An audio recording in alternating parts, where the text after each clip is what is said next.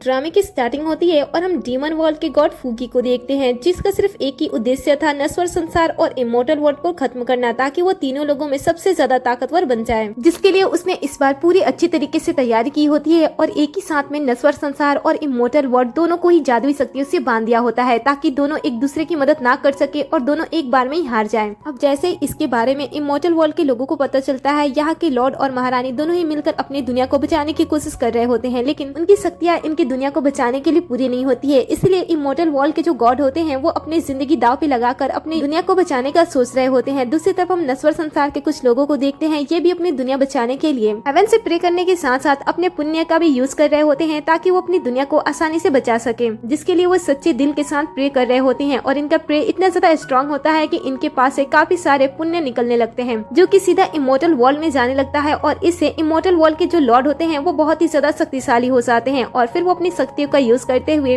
Demon world के God को एक ही बार में खत्म कर देते हैं और फूकी की मौत हो जाती है, जिससे दोनों जग के लोग काफी ज्यादा खुश होते हैं। लेकिन इमोर्टल वर्ल्ड के जो लॉर्ड होते हैं वो बहुत ही ज्यादा इम्प्रेस होते हैं नश्वर संसार के लोगों से, इसीलिए वो डिसाइड करते हैं कि वो हमेशा ही नश्वर संसार से जुड़े रहेंगे और वो हमेशा ही उनकी मदद करेंगे। समय बीता है और ऐसे ही 1000 साल बीत जाते हैं। आगे हम एक लड़की को देखते हैं जो कि जख्मी हालत में होती है और इसका नाम गुमान होता है। ये उसी लड़की का पुनर्जन्म होता है जिसने 1000 साल पहले इमोर्टल लॉर्ड की मदद की होती है डीमन गॉड को खत्म करने में। और इसी लड़की को ढूंढते हुए इमोर्टल गॉड का लॉर्ड भी नश्वर संसार में आ जाता है और जब वो गुमान को मरते हुए देखता है तब वो अपनी शक्तियों का यूज करते हुए उसे ठीक करने की कोशिश करता है, जिस वजह से गुमान तो ठीक हो जाती है, लेकिन मरते हुए इंसान को बचाने की वजह से लॉर्ड अपनी याददाश्त खो बैठते हैं और गुमान भी धीरे धीरे होश में आने लगती है। जब वो होश में आती है तब फ्लैशबैक से हमें पता चलता है कि उसकी लाइफ कैसी थी। गुमान शादीशुदा होती है और उसके हस्बैंड का नाम लीहा होता है, लेकिन लीहा गुमान से कभी भी प्यार नहीं करता था, वो उसे चीट कर रहा था और पीठ पीछे वो गुमान की दूसरी बहन वांटिंग के साथ रिलेशनशिप में था। और जैसे ही वांटिंग प्रेग्नेंट हो जाती है, ये दोनों प्लान बनाते हैं कि वो गुमान को एक्सीडेंटली जान से मार डालेंगे, ताकि गुमान की जो इंश्योरेंस के पैसे होंगे वो इन्हें आसानी से मिल जाएगा। इसलिए वो उसे पहाड़ पे लेकर जाते हैं और धोखे से गुमान को वो जान से मार डालते हैं और बिना किसी पछतावे के उसकी बॉडी के सामने वो दोनों एक दूसरे को किस भी करने लगते हैं। लेकिन गुमान ने अपनी पिछली जिंदगी में बहुत ही अच्छे अच्छे कर्म किए होते हैं, इसलिए वो इस जिंदगी में बच जाती है और इमोर्टल वर्ल्ड का लॉर्ड ही उसे बचाता है। लेकिन जब वो अपनी आंखें खोलती है तब इमोर्टल वर्ल्ड का लॉर्ड जो होता है वो अपनी याददाश्त खो बैठता है, इसलिए उसे पता नहीं होता है कि वो कौन है और वो कहां से आया है। दूसरी तरफ हम इमोर्टल वर्ल्ड देखते हैं जहाँ के सभी लोग बहुत ही ज्यादा चिंता में होते हैं। ताजू मास्टर, किंग और क्वीन सभी लोग बहुत ही ज्यादा बेचैन होते हैं, क्योंकि इमोर्टल वर्ल्ड के लॉर्ड को इमोर्टल वर्ल्ड से चले जाने की वजह से यहाँ के वृक्ष धीरे धीरे सूखना स्टार्ट हो गए थे, जिस वजह से इनकी शक्तियां भी धीरे धीरे कमजोर पड़ रही थी, क्योंकि सभी की शक्तियां इमोर्टल वर्ल्ड के लॉर्ड पे ही निर्भर करती थी।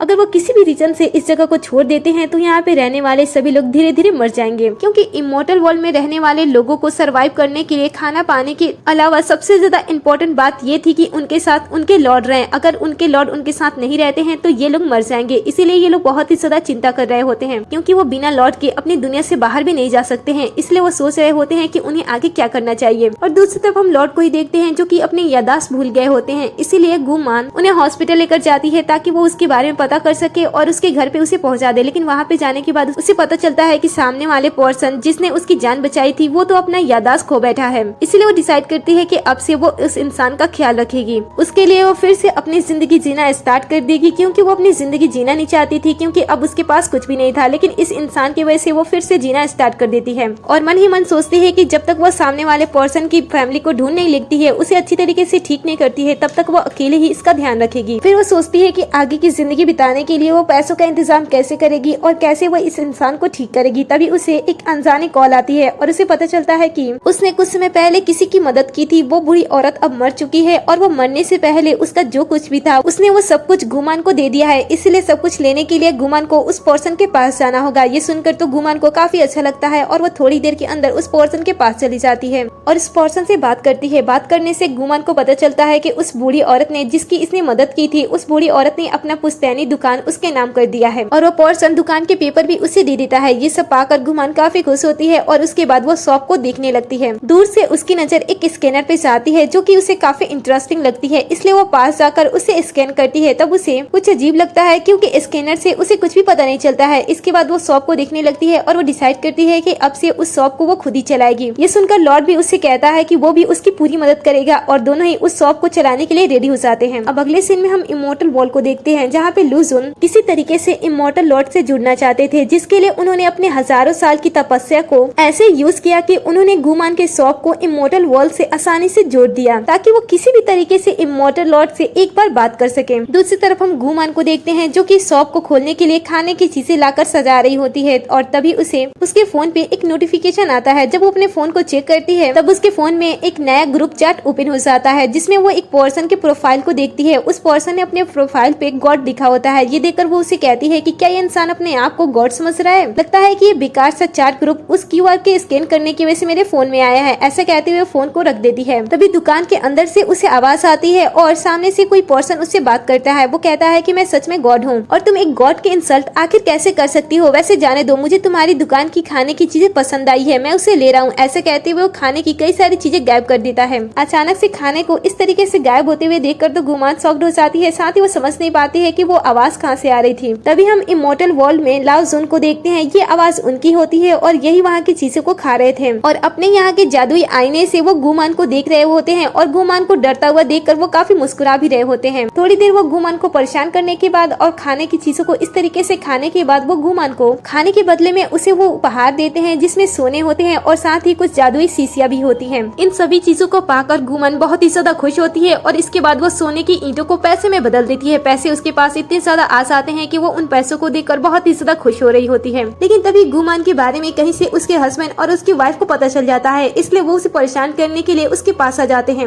वो अपने साथ कुछ लोगों को भी लाए होते हैं और लोगों से कहने लगते हैं कि इन्होंने इस बूढ़ी औरत की दुकान को चुराने की कोशिश की है और इस पे कब्जा किया है, और हमें इसके बारे में तब पता चला जब हम इस दुकान को खरीदने के लिए उस फैमिली में गए थे। ये सुनकर तो गुमान डायरेक्टली उसके पास आती है और उसे थप्पड़ लगा देती है और कहती है कि आइंदा मेरे बारे में कुछ भी बोलने से पहले 1000 बार सोच लेना। थप्पड़ खाने के बाद वांटिंग ड्रामा करने लगती है और कहती है कि मैं प्रेग्नेंट हूँ, आखिर तुम मुझे कैसे मार सकती हो? ये सुनकर आसपास के लोग गुमान को दुष्ट औरत समझने लगते हैं और इसे कहते हैं कि तुम्हें पता नहीं है कि प्रेग्नेंट औरत के साथ किस तरीके से बिहेव किया जाता है। ये सुनकर गुमान कहती है कि वो सिर्फ ड्रामा कर रही है और सामने वाला इंसान मेरा हस्बैंड है, उस दोनों ने मिलकर मुझे जान से मारने की कोशिश की और अब यहाँ पे आकर ड्रामा कर रहे हैं। ये सुनकर आसपास के लोग लिन हाओ को कहते हैं कि आखिर तुम कैसे पति हो, आखिर अपनी वाइफ को तुम कैसे मार सकते हो? तब ली हाओ सभी लोगों से झूठ बोलता है और कहता है कि सामने वाली लड़की मतलब कि गुमान उन सभी को झूठ बोल रही है और अपनी बातों में फंसाने की कोशिश कर रही है। ऐसा कुछ भी नहीं हुआ है जैसा वो हम सभी को बता रही है। अच्छा होगा कि वो दुकान हमें दे दे, नहीं तो दुकान के पैसे हमें दे दे। ये सुनकर गुमान कुछ भी देने से उन्हें साफ साफ मना कर देती है। तब वो लोग उसके साथ गलत करने के बारे में सोचते हैं और तभी यहाँ पे लॉर्ड आ जाता है। लॉर्ड को गुमान के साथ देखते हुए सभी लोग उसके कैरेक्टर पे उंगली उठाने लगते हैं और कहते हैं कि शायद इसी वजह से उसने अपने हस्बैंड को छोड़ा होगा। बेवकूफ लोग बिना अपने दिमाग का यूज किए सिर्फ और सिर्फ इन दोनों की बातों पे भरोसा करते हैं और गुमान के कैरेक्टर पे ऐसे उंगली उठाने लगते हैं जिस बात का कोई भी सेंस नहीं बनता है। ये दोनों बार बार गुमान से पैसा मांग रहे होते हैं और उसे कहते हैं कि अगर तुमने ये दुकान खरीदी है तो तुम्हारे पास पैसे होने चाहिए। तुम बताओ कि वो पैसा तुमने कहाँ से लाया था, या फिर तुम हमें कोई सबूत तो दिखाओ कि ये दुकान तुम्हारी है। ये सुनकर गुमान कहती है कि मुझे तुम सभी को कोई भी एक्सप्लेनेशन देने की कोई जरूरत नहीं है। ये सुनकर भीड़ बहुत ही ज्यादा गुस्सा हो जाती है और कहती है कि अगर ये इस तरीके से समझते नहीं है तो इसे पीट कर समझाना चाहिए। बस इसी मौके का तो ली हाओ इंतजार कर रहा होता है। वो वांटिंग से कहता है कि जैसे ही लोग उसे मारने के लिए आगे बढ़ेंगे तुम इस जहरीली इंजेक्शन को उसकी बॉडी में इंजेक्ट कर देना, जिस वजह से वो आसानी से मर जाएगी। ये सुनकर वो कहती है कि ठीक है, लेकिन लॉर्ड की आंखें इतनी ज्यादा तेज होती है कि वो उस इंजेक्शन को देख लेता है और कहता है कि ये लोग बुरे लोग हैं। लेकिन भीड़ इसकी बातें नहीं सुनती है। वो इन दोनों को पकड़ने की कोशिश करते हैं और जब इन दोनों को पकड़ लिया जाता है तब एक औरत सामने आती है उसे मारने के लिए। उसके पीछे पीछे वेंटिंग भी आती है ताकि वो उसे इंजेक्ट कर सके। जैसे उसके पास आती है, इंजेक्शन को उसकी बॉडी में डालने वाली होती है। लॉर्ड ये देखकर बहुत ही ज्यादा गुस्सा हो जाता है और उसकी असीमित शक्तियां बाहर आ जाती हैं, जिसे लॉर्ड कंट्रोल नहीं कर पाता है और बस उसकी एक चीख से उसके आसपास के लोग दूर जाकर गिरते हैं। इसके बाद लॉर्ड उस इंजेक्शन को उठाता है और सीधा वांटिंग की बॉडी में इंजेक्ट कर देता है। ये देखकर लिन हाओ को गुस्सा आता है और वो लॉर्ड को मारने के लिए आगे बढ़ता है, लेकिन लॉर्ड पहले उसे अपनी मैजिक से रोकता है और फिर उसे भी अच्छी तरीके से सबक सिखा देता है। इसके बाद बारी आती है उस लेडी की, जो कि आगे बढ़कर बिना कुछ सोचे समझे गुमान को नुकसान पहुंचाने की कोशिश कर रही थी। जैसे ही लॉर्ड उसे सजा देने के लिए आगे बढ़ता है, गुमान लॉर्ड को रोक लेती है और किसी को भी नुकसान पहुंचाने से उसे रोकने लगती है। वो लॉर्ड को शांत करती है और उसे एक जगह पे बैठा देती है। इसके बाद उसके पास जितनी भी मैजिकल शीशियां उसके पास होती हैं वो उनका यूज करती है और बारी बारी से सभी के ऊपर छिड़कने लगती है, जिस वजह से सभी की चोटें ठीक हो जाती हैं और सभी की यादाश्त भी खत्म हो जाती है। इसके बाद वो आखिर में एक जादुई गोली निकालती है जिसे वो वांटिंग के मुंह में डाल देती है। इस मेडिसिन में काफी जादुई शक्तियां होती हैं, जिस वजह से वो पूरी अच्छी तरीके से रिकवर हो जाएगी। साथ ही उसके अंदर जितनी भी सच्चाई दबी होगी वो बाहर भी आ जाएगी। थोड़ी देर के अंदर सब कुछ नॉर्मल हो जाता है। सभी लोग उठते हैं और ऐसा रिएक्ट करते हैं कि जैसे यहाँ पे कुछ हुआ ही नहीं था। लेकिन वांटिंग जिसने सच्चाई उगलने वाली गोली खाई थी वो उठते ही अपनी सच्चाई सबके सामने रख देती है और कहती है कि गुमान आखिर तुम जिंदा कैसे हो? मैंने तुम्हें मार डाला था ना। अगर तुम जिंदा हो तो मैं तुम्हारे इंश्योरेंस के पैसे कैसे ले सकती हूँ? इस तरीके से वो अपनी पूरी सच्चाई अपने मुंह से ही निकाल रही होती है और सभी देख पा रहे होते हैं कि ये लड़की कितनी ज्यादा कठोर है। ली हाउ उसे शांत करने की कोशिश करता है लेकिन वांटिंग तो अपने जबान पे लगाम नहीं लगा पाती है। वो सारी सच्चाई अपने मुंह से ही उगल देती है।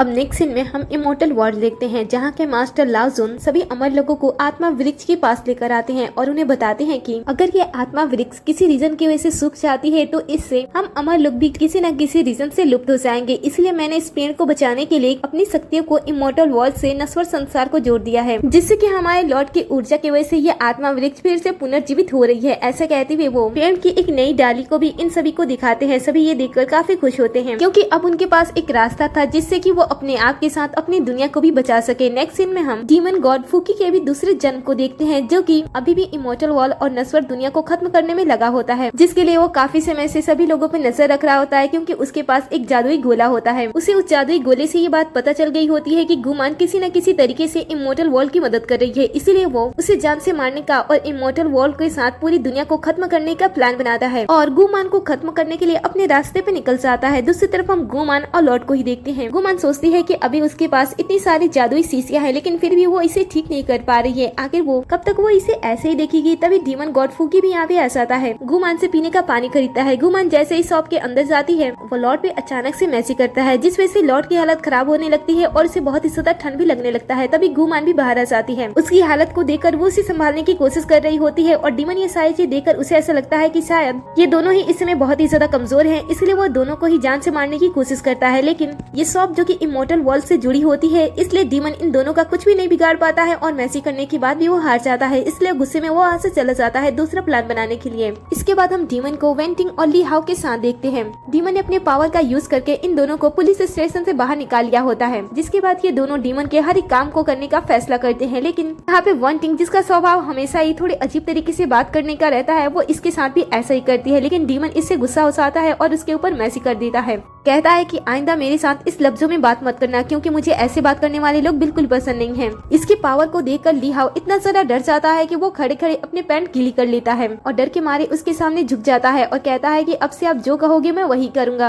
अगली सीन में हम गुमान और लॉर्ड को देखते हैं। गुमान लॉर्ड को बाहर घुमाने के लिए लाई होती है ताकि बाहर के माहौल से उसका याददाश्त जल्द से जल्द वापस आ जाए। वो रास्ते में चलते हुए लॉर्ड को सिखा रही होती है कि उसे लोगों के साथ किस तरीके से बिहेव करनी चाहिए और उसे किस तरीके से बात करनी चाहिए। वो एक दूसरे से बातें कर ही रहे होते हैं लेकिन तभी अचानक से एक पर्सन साइकिल चलाते हुए आता है और वो गलती से गुमान का एक्सीडेंट करने वाला होता है। लेकिन समय रहते लॉर्ड गुमान को भी बचा लेता है, साथ ही वो साइकिल को भी दूसरे हाथ से रोक लेता है। लेकिन इससे उस पर्सन को पैर पे चोट लग जाता है और उसे काफी ज्यादा दर्द होने लगता है। ये देखकर गुमान तुरंत डिसीजन लेती है और अपने पास रखे हुए जादुई गोली का यूज करती है और उसे खिला देती है, जिस वजह से वो थोड़ी देर के अंदर पूरी तरीके से ठीक हो जाता है। फिर वो उसका शुक्रिया अदा करता है और माफी मांगते हुए वहाँ से चला जाता है। फिर ये दोनों भी टहलते टहलते एक शॉप के पास आते हैं, जहाँ पे आने के बाद जब वो उस शॉप की वाइन को टेस्ट करते हैं तब उन्हें वाइन काफी ज्यादा पसंद आती है। इसीलिए वो उस वाइन शॉप से अपनी दुकान के लिए काफी सारे वाइन का ऑर्डर दे देती है। जैसे ये लोग वाइन के ऑर्डर को कंप्लीट करने वाले होते हैं तब यहाँ पे वेंटिंग और ली हाउ आ जाते हैं। ली हाउ जो कि थोड़ा सा रिच होता है और यहाँ के सभी लोगों के साथ उसकी जान पहचान होती है, वो अपने पैसे और पहचान का यूज करते हुए सभी शॉप वालों को मना कर देता है कि कोई भी इसे वाइन ना बेचे, नहीं तो ये जो इनके शॉप से बड़े बड़े अमाउंट में चीजें लेकर जाता है वो यहाँ से ले जाना बंद कर देगा। इसलिए कोई भी अब गुमान को कोई भी चीजें बेचने से वो साफ साफ मना कर देते हैं, क्योंकि अगर वो गुमान को अपने किसी भी चीज को बेचते तो ली हाउ इनसे कोई भी सामान नहीं खरीदता और इससे सभी दुकान वालों को बहुत ही बड़ा नुकसान झेलना पड़ जाता। इसीलिए कोई भी गुमान को कोई भी चीज बेचने से साफ साफ मना कर देता है। गुमान को तो इससे कोई भी फर्क नहीं पड़ता है, क्योंकि वो सोचते हैं कि यहाँ नहीं तो कहीं और से वो अपने शॉप के लिए वाइन खरीद लेगी। लेकिन ये लोग तो उसे ऐसे भी जाने नहीं देते हैं, वो उसे बहुत ही ज्यादा परेशान करते हैं। साथ ही वो लॉर्ड के भी इंसल्ट करते हैं और कहते हैं कि पागल के साथ घूमती है और हरकतें भी करती है, आखिर इसे रोड पे घूमने की इजाजत किसने दे दी। ऐसी बातें सुनकर तो लॉर्ड को बड़ा ही गुस्सा आता है। वो कहता है कि ये लोग बहुत ही ज्यादा बुरे हैं, मैं इन्हें नहीं छोड़ने वाला हूँ। वो गुस्से में एक्शन लेने वाला होता है, उसके हाथ का कलर भी चेंज हो रहा होता है, लेकिन गुमान उसे कंट्रोल कर देती है, जिस वजह से अचानक से लॉर्ड के सर में दर्द होने लगता है और उसकी याददाश्त भी धीरे धीरे आने लगती है, जिस वजह से वो थोड़ी देर के लिए काफी ज्यादा कमजोर हो जाता है। और ये सारी चीजें दूर से डीमन देख रहा होता है। उसे पता चल जाता है कि लॉर्ड के पास अभी भी शक्तियां हैं, इसीलिए वो डायरेक्टली उस पर हमला नहीं कर सकता है। अब गुमान तो यहाँ से कुछ भी नहीं खरीद पा रही होती है और साथ ही लॉर्ड की भी तबीयत खराब हो रही होती है। ये देखकर वो वहाँ से जाने का फैसला करती है, लेकिन तभी यहाँ पे वो पर्सन आ जाता है जिससे वो कुछ टाइम पहले ही टकराए थे। वो साइकिल वाला पर्सन वो यहाँ पे आ जाता है और दुकानदारों से यहाँ के सिचुएशन के बारे में पता करता है। दुकानदार वाले उसे सारी बातें बता देते हैं। ये सुनकर वो साइकिल वाला पर्सन सामने आता है और इसकी मदद करने के लिए खड़ा हो जाता है। ये देखकर ली हाउ उसे डराने की कोशिश करता है, लेकिन ली हाउ को पता नहीं होता है कि ये आम से दिखने वाला पर्सन पूरे शहर में अकेले ही सामान को डिलीवर करता है। इसके पास बहुत सारे पावर है और साथ में ये छोटा मोटा गुंडा भी है, इसीलिए इसे दुश्मनी मोल लेना ली हाउ के लिए बिल्कुल भी सही नहीं होगा। साथ में अब जितने भी शॉप वाले होते हैं वो पहले से ही साइकिल वाले पर्सन को जानते हैं। वो उसकी बहुत ही ज्यादा रिस्पेक्ट करते हैं, क्योंकि इस पर्सन ने इन सभी शॉप ओनर की कई बार मदद की है। इसीलिए इस साइकिल वाले पर्सन के कहने पे ये लोग गुमान की मदद करने के लिए मान जाते हैं। लेकिन ये देखकर तो इन दोनों को बिल्कुल भी अच्छा नहीं लगता है। ये लोग यहाँ पे लफड़ा करने की कोशिश करते हैं, लेकिन साइकिल वाला पर्सन अपने साथ 2 गार्ड को भी लाया होता है। वो उन दोनों को पकड़वा कर वहाँ से भगा देता है और सभी शॉप वाले पर्सन से कहता है कि उन्हें गुमान के साथ अच्छी तरीके से पेश आना चाहिए, क्योंकि गुमान उनकी अच्छी गेस्ट है। इसीलिए अब सभी लोग गुमान और लॉर्ड के साथ बहुत ही अच्छी तरीके से बिहेव कर रहे होते हैं। और तभी जो साइकिल वाला पर्सन होता है वो जादुई गोली के बारे में बात करने लगता है। वो कहता है कि आपने मुझे जो जादुई गोली खिलाई थी उसे खाने के बाद मेरे अंदर अद्भुत शक्तियां आ गई हैं। मैं अपने आप को कई साल छोटा महसूस कर रहा हूँ, मेरे मसल्स भी बहुत ही अच्छी तरीके से काम कर रहे हैं और मैं बहुत ही ज्यादा ताकतवर हो गया हूँ। क्या आपके पास वो और गोली है? ये सुनकर गुमान कहती है कि नहीं, अब तो मेरे पास वो गोली नहीं है, वो आखिरी गोली थी जो मैंने आपको दे दी। लेकिन मेरे पास कुछ और है जो कि वैसे ही मैजिकल तरीके से बॉडी पे काम करता है। ऐसा कहते हुए वो अपने पास से एक लिक्विड निकालती है और कहती है कि ये एक ऐसी चाय है जिसे पीने के बाद लोग काफी अच्छा महसूस करते हैं, उनके अंदर बहुत ही ज्यादा एनर्जी आ जाती है। ये सुनकर तो सभी लोग काफी खुश होते हैं और इसे पीने के लिए आगे बढ़ते हैं। लेकिन तभी डीमन जो कि सारी चीज देख रहा होता है उसे ये सब कुछ बिल्कुल भी अच्छा नहीं लगता है, इसलिए वो पास खड़े एक पर्सन पे मैसेज कर देता है, जिस वजह से वो पर्सन एग्रेसिव हो जाता है और गुमान के ऊपर इल्जाम लगाने लगता है कि वो अपनी फालतू की चीजें यहाँ पे बेचने के लिए आई है और सिर्फ यहाँ पे ड्रामा कर रही है और ये साइकिल वाला पर्सन भी उससे मिला हुआ है ताकि दोनों का प्रॉफिट हो जाए। वो इस तरीके से बातें कर रहा होता है, वो बहुत ही ज्यादा बोलता है, जिस वजह से अचानक से उसकी तबीयत खराब हो जाती है, क्योंकि डीमन की जो शक्तियां होती हैं वो ज्यादा देर तक उस पर टिक नहीं पाती हैं, इसलिए वो पर्सन बेहोश हो जाता है। ये देखकर गुमान अपने पास लाए लिक्विड को उसे पिलाने की कोशिश करती है, लेकिन पास वाला पर्सन बहुत ही ज्यादा डर रहा होता है उसे लिक्विड पिलाने से। तब वो साइकिल वाला पर्सन आगे आता है और कहता है कि जो कुछ भी होगा वो मैं देख लूंगा, तुम पहले इसे ये पिला दो। पास खड़ा इंसान उस चीज को उसे पिला देता है और थोड़ी देर के अंदर ऐसा महसूस होता है कि वो पर्सन पूरी तरीके से ठीक हो जाता है। ठीक होते ही वो उस लिक्विड के बारे में बहुत ही ज्यादा तारीफ करने लगता है, क्योंकि उसे पीने के बाद वो अपने बॉडी में अलग से एनर्जी फील कर रहा होता है और कहता है कि मैं इसे पूरा पीना चाहता हूँ, क्या आप मुझे और भी दे सकती हो? आसपास के जितने भी लोग होते हैं वो ये बातें सुनकर उसके साथ लड़ाई करने लगते हैं और सभी लोग उसे पीने के लिए एक्साइटेड हो जाते हैं और छीन कर उस पानी को पीने लगते हैं। अब ये सीन यहीं पे कट होता है और वापस से हम इमोर्टल वर्ल्ड देखते हैं, जहाँ पे मास्टर लाओजुन राजा के साथ वापस से उस जादुई पेड़ के पास आते हैं। वहाँ पे वो जादुई आईना होता है जिससे वो गुमान को काम करते हुए देख रहे होते हैं और काम करते हुए से देखकर वो उसकी मदद करने के बारे में सोचते हैं। ये सुनकर राजा उससे कहते हैं कि तुम डायरेक्टली उसकी मदद नहीं कर सकते हो, क्योंकि ये स्वर्ग के नियमों के खिलाफ है, तुम डायरेक्टली उसकी मदद नहीं कर सकते हो। ये सुनकर मास्टर लाओजुन कहते हैं कि ठीक है, अगर मैं डायरेक्टली उसकी मदद नहीं कर सकता हूँ तो मैं किसी और तरीके से उसकी मदद करना चाहता हूँ, क्योंकि गुमान अपनी लाइफ में बहुत ही अच्छी काम कर रही है, जिस वजह से उसने बहुत सारे पुण्य कमा लिए हैं और उसके पुण्य किसी न किसी तरीके से हमारी मदद कर रहे हैं, इसीलिए मैं चाहता हूँ कि मैं उसकी मदद करूँ। ऐसा कहते हुए वो उसकी मदद करने के लिए उसे एक जादुई किताब दे देते हैं, जिसके अंदर जादुई शराब बनाने की रेसिपी होती है। ये शराब बहुत ही ज्यादा नायाब और कीमती होता है, इसे अमर लोग ही पिया करते थे, लेकिन इसकी रेसिपी मास्टर लाओजुन गुमान को दे देते हैं ताकि वो बाकी लोगों की अच्छी तरीके से मदद कर सके। गुमान को भी जब ये बुक मिलता है तब वो काफी खुश होती है और उसमें लिखे गए नियमों के अनुसार से वो जादुई और शक्तिशाली शराब कुछ ही देर के अंदर लॉर्ड की मदद से बना लेती है और उसे बाहर रख रही होती है। तभी यहाँ पे एक लड़का आता है जो कि गुमान को अपनी बहन मानता था। वो यहाँ पे आता है और पेंटिंग और लिहाओ के बारे में बता देता है कि वो दोनों रिहा हो चुके हैं, उसे किसी पावरफुल पर्सन ने छुड़ा दिया है। ये सुनकर लॉर्ड कुछ गणना करने लगता है और इसे पता चल जाता है कि शायद डीमन गॉड अभी भी जिंदा है, मुझे उसे मारना होगा। ये बात सुनकर गुमान को ऐसा लगता है कि शायद वो फिर से अजीब सी बातें बोल रहा है, इसीलिए वो उसे शांत करती है। और तभी उस लड़के को शॉप के अंदर से एक अलग सी स्मेल आती है, जिससे वो काफी इम्प्रेस होता है और गुमान से पूछता है कि तुमने कोई नई चीज बनाई है क्या? ये सुनकर गुमान कहती है कि हाँ, मैंने एक नई रेसिपी के थ्रू वाइन बनाई है, ये उसी की स्मेल है। ये सुनकर वो उसे पीने की डिमांड करता है और साथ ही वो उसे फ्लर्ट करने लगता है, जिस पे लॉर्ड बड़ा ही जल्दी रिएक्ट करता है क्योंकि वो जेलस हो रहा होता है। ये देखकर वो लड़का समझ जाता है कि वो उसे पसंद करता है, इसलिए वो ज्यादा देर यहाँ पे अपना टाइम वेस्ट ना करते हुए वहाँ से चला जाता है। उसके जाने के बाद गुमान लॉर्ड से डीमन के बारे में एक बार फिर से पूछते हैं कि तुम्हारे मन में ये डीमन का ख्याल कैसे आया। ये सुनकर वह कहता है कि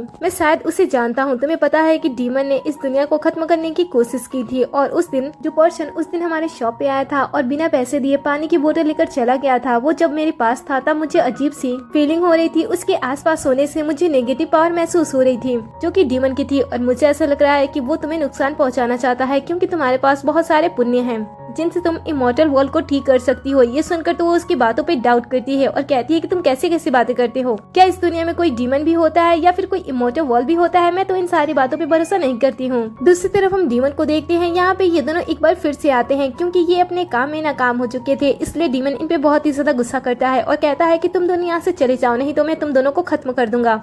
ये सुनकर ये डर जाते हैं। ये सोचते हैं कि अगर ये बिना मदद किए यहाँ से जाते हैं तो डीमन उन्हें वैसे भी मार देगा, इसलिए वो यहाँ पे रहकर इनकी मदद करने की कोशिश करने लगते हैं। डीमन जो कि इन दोनों को एक और मौका देता है, इनके साथ कुछ और लोगों को भेजता है और कहता है कि जाओ उन दोनों को जितना हो सके उतना परेशान करो, नहीं तो मैं तुम दोनों को खत्म कर दूंगा। अब नेक्स्ट सीन में हम एक अमीर इंसान को देखते हैं जो कि गुजर रहा होता है। तभी उसे गुमान के शॉप से एक अच्छी सी सुगंध आती है जिस वजह से वो शॉप के अंदर चला जाता है। वहाँ जाने के बाद उसे पता चलता है कि ये वाइन की महक है, इसलिए वो उस वाइन को पीने के लिए बहुत ही ज्यादा रिक्वेस्ट करने लगता है। तब गुमान भी उसे वाइन पीने के लिए दे देती है। कुछ समय के बाद यहाँ पे बहुत सारे लोग एक बार फिर से आते हैं जो कि गुमान को परेशान करने की कोशिश करने लगते हैं। ये सारे लोग डीमन गॉड फूकी के कहने पे आए होते हैं और कहते हैं कि ये जगह अब उन्होंने खरीदी है, इसलिए वो इस जगह को खाली कर दे। गुमान कहती है कि मैंने तो ये जगह अभी तक किसी को नहीं बेची है। ये सुनकर वो कहते हैं कि लगता है कि तुमने किसी बड़े इंसान से दुश्मनी मोल ली है, इसलिए हम यहाँ पे आए हैं तुम्हें इस जगह से भगाने के लिए, इसलिए शांति से तुम यहाँ से चली जाओगी तो तुम्हारे लिए अच्छा होगा, नहीं तो हम दूसरे तरीके से भी जगह को खाली करना जानते हैं। ऐसा कहते हुए वो गुमान की तरफ धीरे धीरे बढ़ने लगते हैं, उसे परेशान करने के लिए, उसे पीटने के लिए। लेकिन तभी यहाँ पे लॉर्ड आ जाता है जिसकी आंखें इसमें काफी अलग हो रही होती है। दूसरी तरफ हम रानी को देखते हैं जो कि ध्यान लगा रही होती है, लेकिन तभी उसे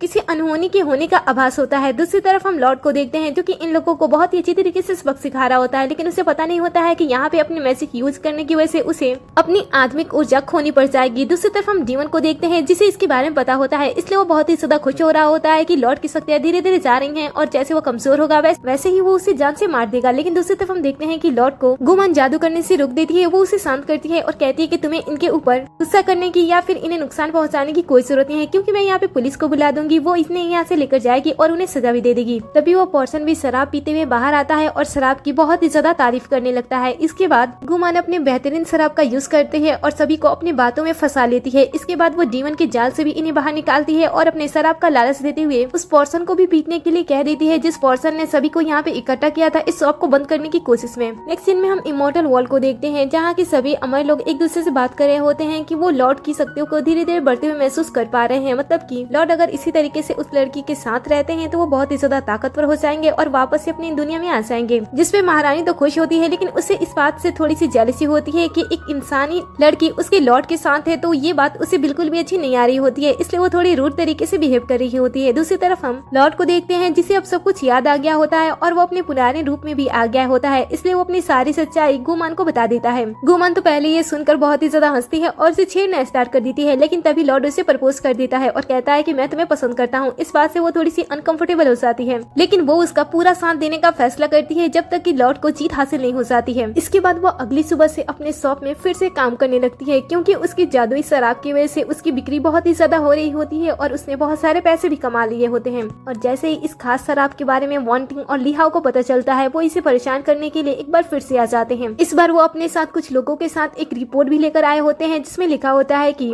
गुमान के शॉप से बेची गई वाइन बहुत ही ज्यादा खतरनाक है, जिसे पीने के बाद लोगों की तबीयत बहुत ही तेजी से खराब हो रही है। इस तरीके का बड़े इल्जाम वो उसके ऊपर लगा देते हैं। साथ ही वो नकली भी रिपोर्ट भी लाए होते हैं जो कि वो उसे दे भी देते हैं, जिसे देखकर गुमान भी कुछ पल के लिए हैरान हो जाती है, लेकिन उसे इस बात पे भरोसा होता है कि जिस वाइन को उसने अपने हाथों से बनाया है उसमें उसने ऐसी कोई भी चीज नहीं डाली है जिससे किसी को भी नुकसान पहुंचे। इसीलिए वो इनकी बातें ना मानने का फैसला करती है और कहती है तुम सब झूठ बोल रहे हो। ये सुनकर वो लोग उसे डायरेक्टली कहते हैं कि हम झूठ नहीं बोल रहे हैं, रिपोर्ट तुम्हारे सामने है और अगर तुम्हें हमारे बातों पे विश्वास नहीं है तो तुम अपनी रेसिपी बता सकती हो कि तुमने इस वाइन को किस तरीके तरीके से बनाया था। दरअसल वो इस प्लान से इसके खास वाइन की रेसिपी को जानना चाहते थे, इसलिए वो इसके ऊपर ऐसे इल्जाम को लगा रहे होते हैं। लेकिन गुमान इनसे कुछ ज्यादा ही तेज होती है। वो कहती है कि अगर मुझे जेल जाना होगा तो मैं चली जाऊंगी, लेकिन मैं अपनी रेसिपी के बारे में किसी को भी कुछ भी नहीं बताने वाली हूँ। उनकी बातें ऐसे ही चल रही होती है और गुमान भी इनसे कह देती है कि मेरे सामने एक बार फिर से जांच कराओ। अगर मेरे सामने मेरे वाइन के अंदर अगर कोई भी प्रॉब्लम दिखती है तो उसके लिए मैं माफी मांगूंगी और जितने भी लोगों का नुकसान हुआ है मैं पूरे लोगों की भरपाई भी करूंगी। अब ये सुनकर तो इन दोनों को थोड़ी सी घबराहट तो होती है, क्योंकि वाइन के अंदर कोई भी ऐसी प्रॉब्लम नहीं थी, लेकिन वो लोगों का सहारा लेकर इसके ऊपर इल्जाम लगाते हैं और कहते हैं कि हमने रिपोर्ट्स पहले ही निकाल ली है। और तभी यहाँ पे गुमान का एज अ फ्रेंड उसका भाई भी ऐसा आता है और उसे प्रोटेक्ट करने की कोशिश करने लगता है। ये देखकर गुमान उसे कहती है कि ये प्रॉब्लम बहुत ही ज्यादा पेचीदा है, इसलिए मैं नहीं चाहती हूँ कि तुम इन सारी चीजों में इन्वॉल्व होकर मेरी मदद करो। अगर किसी भी रीजन से मेरे वाइन के ऊपर उंगली उठती है तो इसमें तुम भी फंस जाओगे, इसलिए मुझे इस प्रॉब्लम को खुद ही से हैंडल करने दो।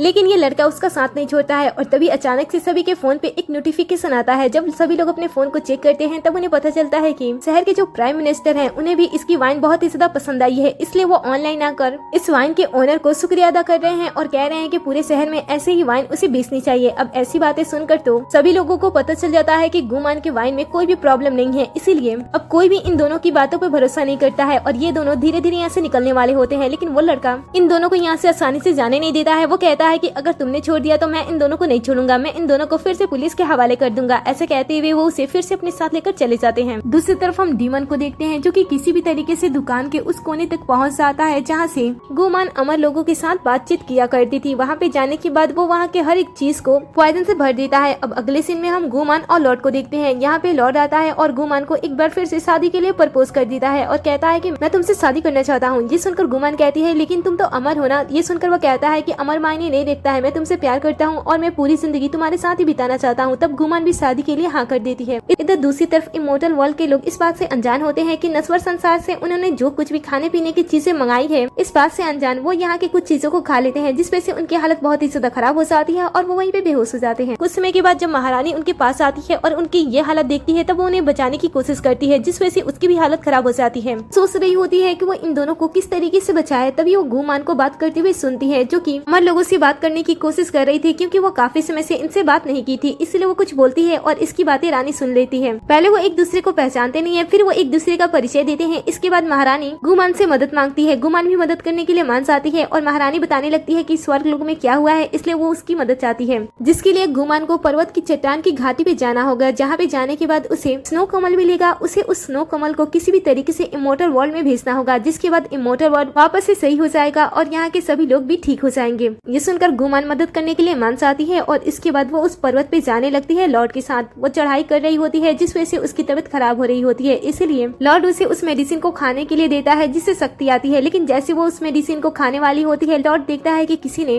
उस मेडिसिन को बदल दिया है, इसलिए वो उसे खाने से रोकता है। लेकिन मेडिसिन ना खाने की वजह से गुमान की तबीयत धीरे धीरे खराब होने लगती है, क्योंकि ऊंचाई पे उसे अब रहा नहीं चाहता है। वो अच्छी तरीके से सांस भी नहीं ले पा रही होती है, इसीलिए वो वहीं पे थोड़ी देर आराम करने लगते हैं। लॉर्ड देखता है कि गुमान की हालत खराब है, इसलिए वो कुछ मैसी करता है और उसके माथे पे एक निशान बनाता है, जिस वजह से गुमान थोड़ी देर के अंदर ठीक हो जाती है और वो फिर से पर्वत की चढ़ाई करने लगते हैं। पर्वत की चोटी पे पहुंचने के बाद लॉर्ड कहता है कि हम पहुंच गए हैं, लेकिन गुमान को यहाँ पे कुछ भी अलग दिखाई नहीं दे रहा होता है, इसलिए वो कहती है कि यहाँ पे तो कुछ भी खास नहीं है। ये सुनकर लॉर्ड हवा में कुछ मैसी करता है और हवा में स्नो व्हाइट का कमल उन्हें खिला हुआ दिखाई देता है और वो धीरे धीरे गुमान की तरफ जाने लगता है। उसके हाथों में जाकर वो रुक जाता है। जैसे वो उसके हाथों में रुकता है, महारानी को भी इसके बारे में पता चल जाता है, इसलिए महारानी गुमान से उस जादुई कमल को इमोर्टल वर्ल्ड में भेजने के लिए कहती है। तब गुमान जादुई कमल को अपने हाथों से छोड़ देती है और वो कमल सीधा इमोर्टल वर्ल्ड में चला जाता है, जहाँ पे जाने के बाद महारानी उस जादुई कमल को जादुई तरीके से पानी में डाल देती है, जिस वजह से इमोर्टल वर्ल्ड में जो कुछ भी होता है वो फिर से शुद्ध हो जाता है। सब में से जहर खत्म हो जाता है। सभी लोग काफी खुश होते हैं कि सब कुछ ठीक हो गया। लेकिन तभी अचानक से